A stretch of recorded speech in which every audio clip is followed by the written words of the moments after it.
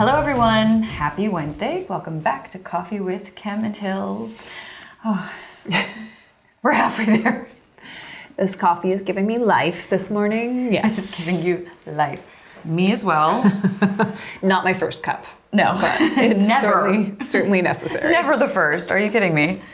Also, this confusing weather is messing with my head because we're having like 2 days of spring weather. Right. Then 2 days of like 20 degrees freezing weather. Yep. So I keep feeling like that spring feeling that you get where you feel motivated and happy and you want to do spring cleaning and then it's just ripped away from you. Yes. So East Coast. Yes, it is. I will say that this winter is affecting me more with this back and forth weather than the last couple winters that I've spent on the East Coast. Yeah, which is hard winter. It's hard. Yeah, like last winter, it was cold. It was cold the entire time. We know where we're at. You know where you're at. We had a couple snowstorms that made it feel more Major wintry. ones Yeah, winter. Yeah. But it felt special when that. the snow's on the ground and you can go do wintry things. Yeah.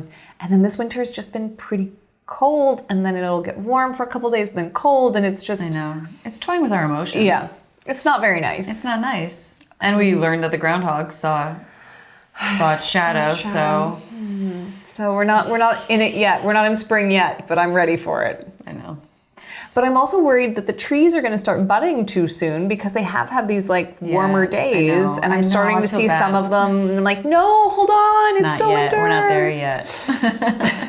Go out and talk to them. Yeah, exactly. Not yet. Stay asleep. Stay asleep. That's fine. Well, we've got some fun hot topics today. AA. Okay, this first one here.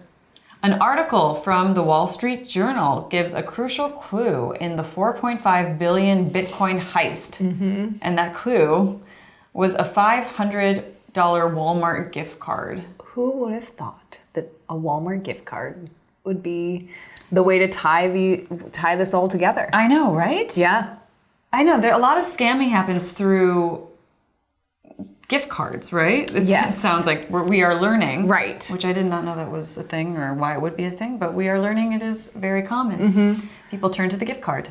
Well, and I think that the storyline here was that back in 2016, there was Bitcoin stolen from a cryptocurrency exchange called Bitfinex. Bitfinex? Hard to say. I'm not really great at pronunciations. Bitfinex.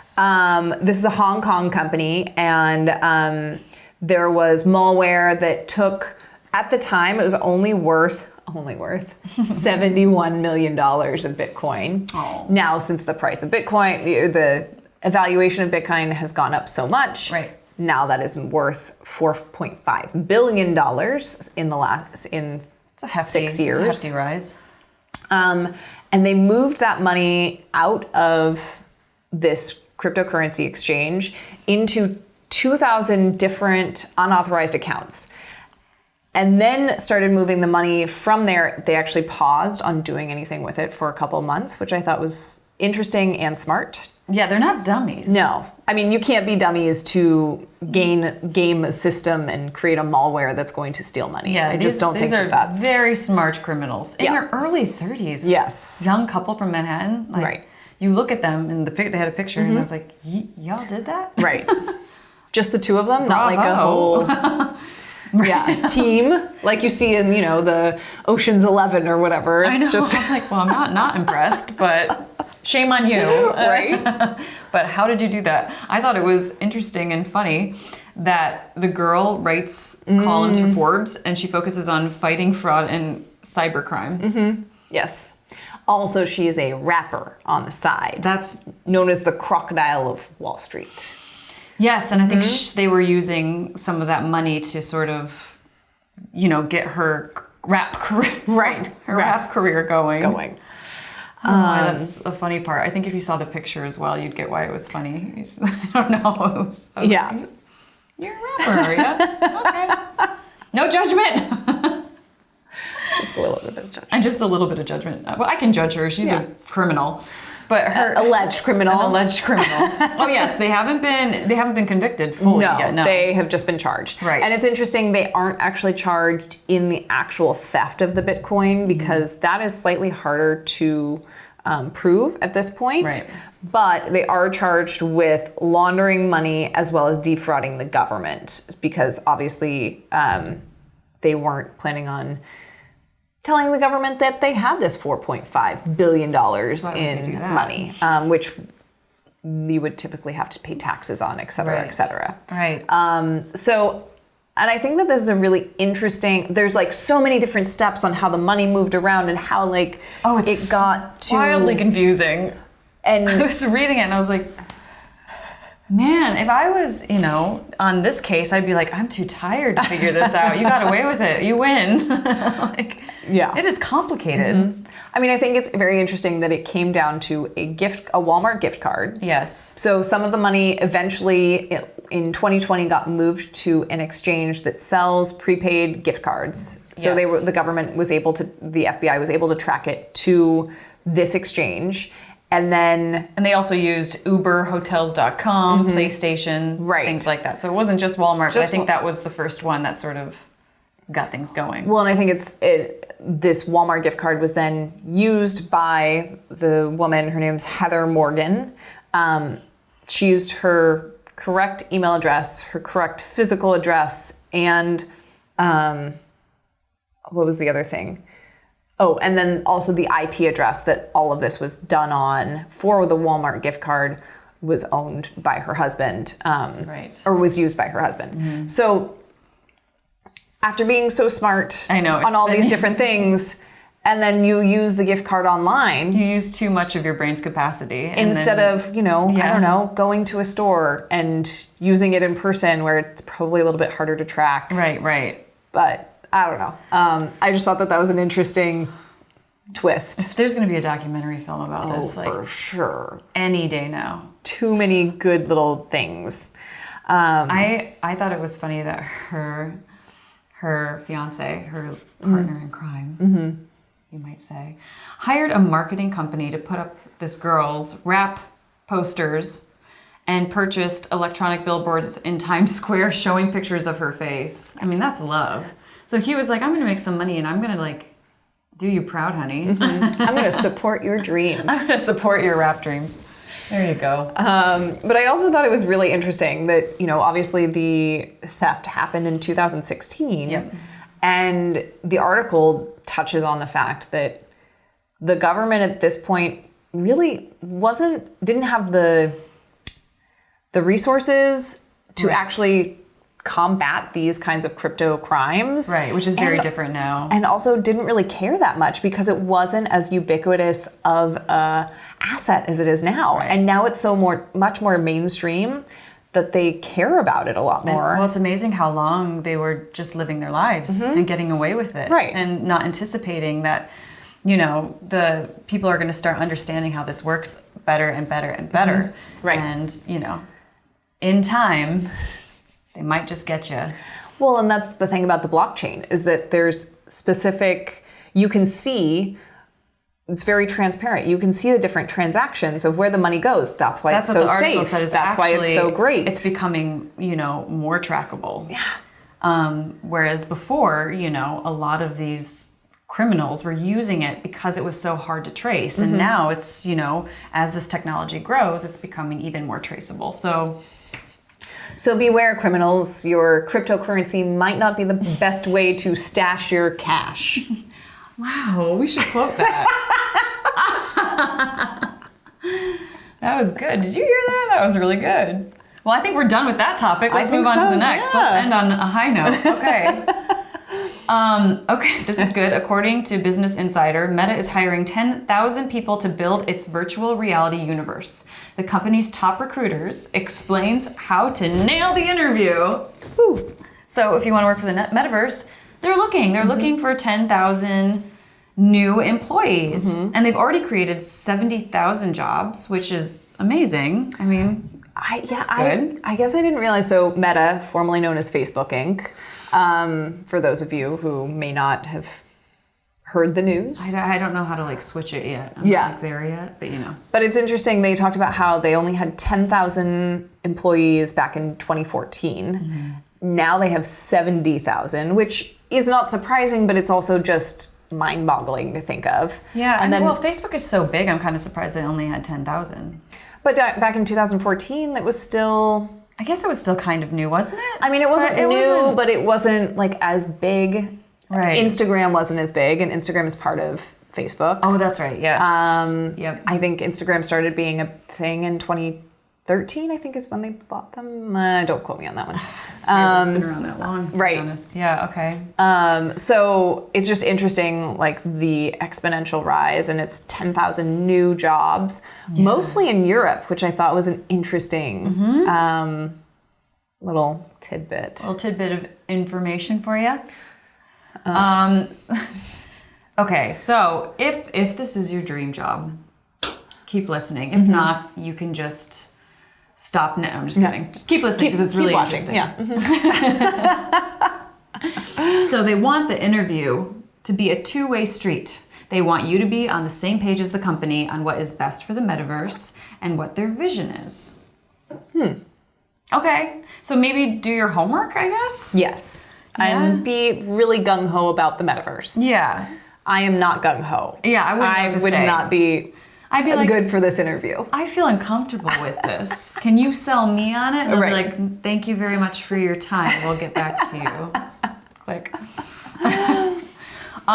Okay, this one. If you can connect your past achievements and passions to Meta's long-term vision, that will make you stand out. So the thing I wondered about this is, how will these people even know what Meta's long-term vision is?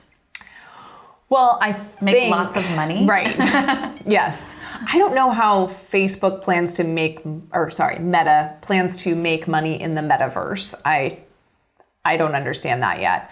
But I was talking to my sister last night, actually, and she was talking about the different applications of the metaverse, and she's really excited about it. I have the opposite point of view. I think that this is good advice regardless of whether you're trying to get a job at Meta to build out the metaverse or just any company. Being able to tie your past achievements into the company's long-term vision or goal is really how you are going to stand out within a pool of candidates. So actually this is good advice for everyone, no matter what. Yeah. So what they're looking for is basically someone who is super prepared, knows what the heck Meta is super excited about the metaverse, can bring your past achievements in and show how they can be applied to what's new in this new venture into Meta.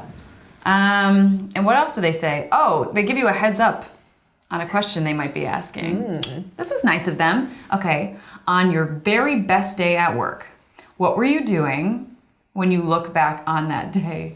I was like, I can't think of anything. Can you? I was like, when was my very best day of work? What was I doing? I don't know. Can you think of a day? Like a specific day? I think it's tough to narrow it down to one day. I would for sure make something up. Oh, absolutely. I mean, knowing that this is a question ahead of time. Yeah. And actually, it's probably a really good question for any job or when you're interviewing somebody. So that's actually, I'm going to keep this one in mind. Right.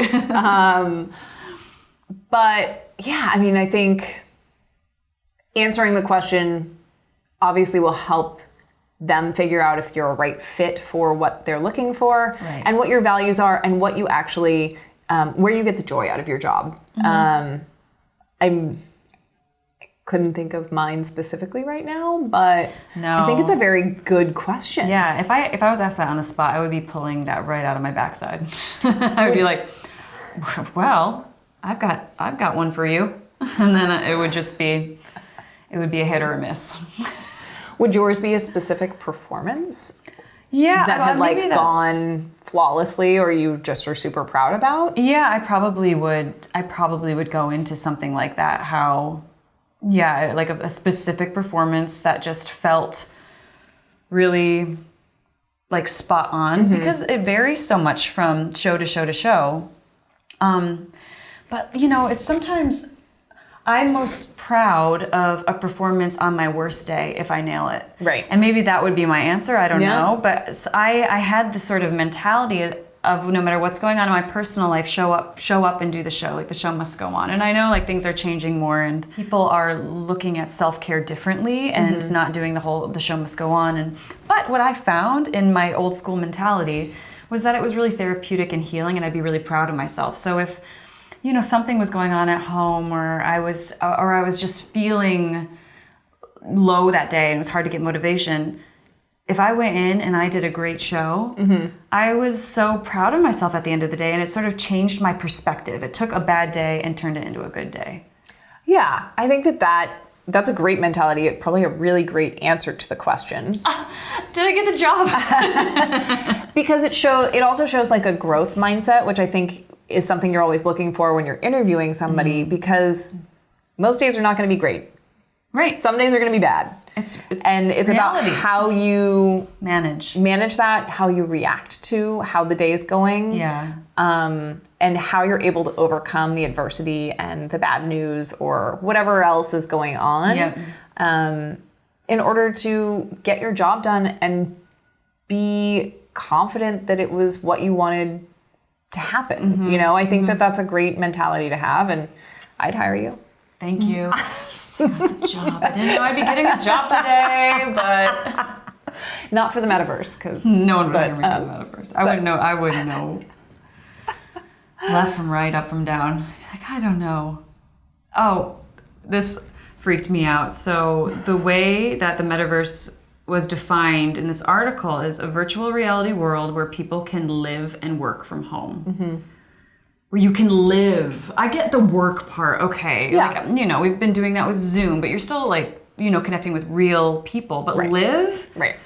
That's a slippery slope. That makes me feel a little funky. So I was talking to my sister last night about this, and she is excited about the metaverse, and we have differing opinions because, can you really feel like you're actually at a concert, like in the metaverse? And that's one of the things that's being touted as like an exciting thing. Everybody could go to the next Rihanna concert. I'm just going to say it. Right. Like, so if you can't travel for whatever reason. Right. And that's like why you're missing out on things like, concert. You can be there. And I was like, it's just not the same. It's not the same experience as being live and being around other people who are so excited and the live music and the, just like tangible the energy. Yes. Her response was that if you're wearing the VR gear you have on your Quest or whatever, it can feel a lot more like you are actually there. Is there a video image of you there? So I don't know if the technology is quite there yet. Do you have an avatar? Like, what is the gear? Yes, you would have an avatar. So that your avatar's in the gear. You're in the gear, but your avatar. No one sees you in it. I mean, other people at your house. But your avatar is at the concert in your place, and you're experiencing the concert through your avatar's presence. That's not, no. I don't even want my own child to see my husband and I on our phones because that feels too, like we're not present in the real world. Right. And maybe I need to let her see us on our phones because she's going to be living in the metaverse pretty soon. I know. There's a lot. It's a lot to digest. I feel like we need someone on the show that is like really invested in that world in some serious way because I need someone really like your sister, like someone really passionate about to hear their perspective. And I want to hear like the pros, that come with this. I want to understand it. All right, that is it for Hot Topics today, Wednesday. I have to keep reminding myself what day it is. We are going to go to a quick commercial break, but we will be right back to talk about the business of. See you in a sec.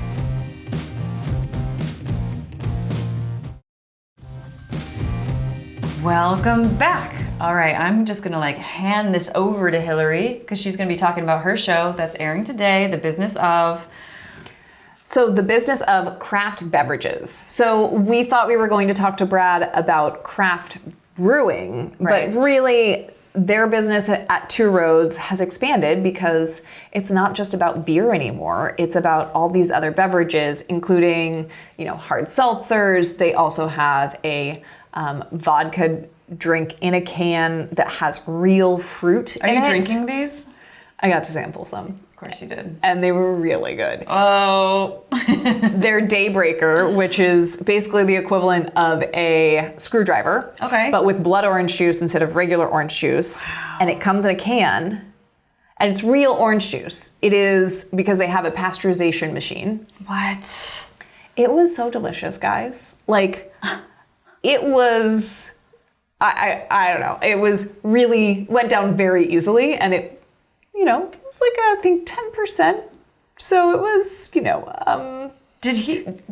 Has he always known that he's wanted to do this? Is this just like a passion of his? So he is one of the founders. There's actually 4 founders. Okay. And it was really interesting to learn the story of how they got going. Yeah. He had worked at PBR before. So when Pabst Blue Ribbon became a bigger, it was kind of a dying brand, and then he was in marketing there and brought it back full force with the hipster crowd and started making that happen. But then realized he wanted to work for himself and really wanted to create something that had really good beer. Right. And do it on a bigger scale. And so that's what they did. Clearly he has the gift. So he doesn't brew the beer, which I think is important. He has business savvy. He has the business savvy and he has the marketing savvy. Wow, okay. And then one of his partners has the beer savvy. He's like the crazy scientist. Beer guru. Yeah, the beer scientist who comes up with all these different flavors. So it's interesting how they've managed to figure out a way to be successful from the start while growing their brand to become a bigger name. Right. It certainly feels like it's more of an East Coast beer to me. I had not heard of it before moving here. And they are opening up new distribution in different states. So it's really exciting to see how it is growing and expanding. They've become Why wasn't I invited to this interview? They needed another taste tester so I could validate this. Yes, and it was a delicious and really fun interview to do, especially given that they have such a breadth of different beverages that they offer. That it's not just beer. No. It's expansive. We like this. Yes. So check it out on today's The Business of Craft Beverages. On The Business of Craft Beverage today, we are here with Brad Hittle from Two Roads Brewing, and we are going to learn all about their amazing products. So Brad, tell me, what's your favorite product that you currently have? I'd have to say there's 2 that are my absolute favorites. Okay. One of them is sitting here right in front of us. All right. That is this can of Too Juicy. All right. Which is it's a wonderful, hazy, juicy IPA. This segment is all the rage right now. And back in 2017, we had a beer festival here, and our staff was telling Phil, our brewer, that we really need to have a hazy juicy. And Phil, being a traditionalist, was like, I don't want to make one of those. No thanks. We forced him to do it. He did one batch, which he called OJ, as in orange juice. And we said, okay, that's all we got. So we had this big beer festival. Everybody was bringing in their hazy juicies. And the line to drink Phil's beer was out the door. It was crazy. And this is how good of a brewer he is. He can nail things. And he understands the consumer and the palate and what's going to happen. The guy's amazing. He's amazing. He's an engineer's mind with a chef's palate and creativity. So with that, we decided to package it, and we only had it out of the brewery initially, and people were driving here from Massachusetts to get Too Juicy, and we were like, okay, we're onto something. So we changed it from OJ, which you couldn't do from a trademark point of view, and we came up with this Too Juicy can, which is just all about, sort of the Tesla towers and the amount of juice in this and lightning. And, it's really cool. And we've now extended this into, we have a Little Juicy, because this is 8.2%. All right. So we have a Little Juicy that's 6.2. Okay. We just launched a Mega Juicy. It's more than 8.2. Yes, it is. It's 10.2. So warning, All Will right. Robinson. Yeah, it's dangerous stuff. But the flavor of this is just extraordinary. And here's where Phil doesn't go over the top on anything. He respects the consumer's desire to enjoy something, maybe more than one, and enjoy the taste and not be, have your palate just blown apart by hops. So it's extremely balanced. There's zero bitterness in the aftertaste. It's just so delicious. And that's a great example of what Phil can do. Nice. And then tell me a little bit more about Daybreaker. I am drinking this. It is a vodka cocktail with blood orange juice, like real juice. Real juice, yeah.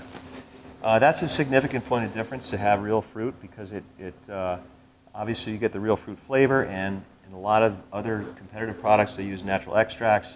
There's this certain artificiality to it, and that is a legitimate bona fide screwdriver that you would get at a high-end bar. It's real juice and vodka. And it's real delicious, let me tell you that. Yeah, Daybreaker's, that's going to be one of our big initiatives. Tell me a little bit more about Toucan. Toucan's a really cool concept. Our distributor really helped us on this. They actually arranged with the Yukon Athletic Department for us to be the craft beer sponsor. And we said, let's take it even farther. Let's go talk to the athletic department about making a collaborative beer that would be appropriate for sporting occasions and easy drinking ale. And they said, that sounds wonderful. Phil, again, nailed it in one try. It's perfect for venues because it is easy drinking. It's not quite that 8.2%. No, it's slightly below 5%. And it's all about Yukon pride and Connecticut pride. And Two Roads is a big part of Connecticut. It made perfect sense to call it Toucan. There's one of those names you were talking about that we had fun coming up with. And it's really being received well. I mean, we have, I think, over 500 accounts now pouring it on draft, and we just launched package this month. So we're really, really excited about it, and it's absolutely delicious. All right, and are there any other ones you want to? Yeah, I mean, this is an example of the other end of the spectrum. This is called a Lambic, which is a beer made in the traditional brewing methods of the medieval times that I was telling you about. All right. That's aged for 24 months with fruit. This has 6 different fruits in it, all real fruits, and it's aged for 24 months with 6 fruits. That's why it's called hexotic. Trying to be very sophisticated. And this won a gold medal at the Great American Beer Festival. This is a really good example of Phil's other area of expertise, which is Belgian style ales. Back in 2004, the Brewers Association, the National Association of all these independent breweries, asked Phil to go to Belgium to write a complete book on making farmhouse ales from Belgium. Wow. And now that is sort of the go-to book for any brewer who wants to learn how to make saisons and other farmhouse ales. So Phil's expertise covers a lot of different styles of beers, and it is absolutely delicious. But that's a sipping beer. It's very, very sour. It's like having a rosé. Well, sounds delicious. Sounds like something really good to have with a nice meal. It is. Yes. Cheese, nice meal. It's not a burger. Not a burger beer. Not a burger beer. Well, join us today on the business of craft brewing and learn more about the business that Two Roads has built. Amazing. I guess we should move on to Healthy Wealthy Wednesday. Yeah. So we've talked about in the past how your financial wellness is really part of your holistic wellness. Yep. So how stress about money, stress about where your money is going really can affect your overall wellness. Right. And last week, the tip was to track where your money is going, because that is the first step in figuring out today's tip. So today's Healthy Wealthy Wednesday tip is to create a working budget that actually fits with your spending. Yes. Okay. So don't set yourself up for failure by setting yourself at a budget of $100 per month Right. Be realistic with your needs and be wants. realistic. And that's why tracking your spend beforehand is Yeah. actually super helpful, because then you can look at where you're spending your money, how much you need to budget for each bucket. Right. Are there places you could pull back in? Are there places you actually want to push more money into? Right. i.e. your savings and your investments, in case you were wondering on that one. Hey. Prepare for the future. Right. But are there places you can pull back? Maybe you don't need to spend so much money on clothing every week or every month. You should have learned last week. Right. Based on our last week's tip. So now that we know where our spending is going, we can know, how we can now budget. How much can we give ourselves to alleviate some of that stress, but still be able to carry on, with our week to week, day to day lives. With the life that you want to have. Yeah, exactly. So it's a simple one, but I think it's also super effective. No, we like simple. When it comes to anxiety and money, we need baby steps. Yeah, exactly. All right, we're going to take a quick commercial break, and then we'll be right back to talk about the shows airing today.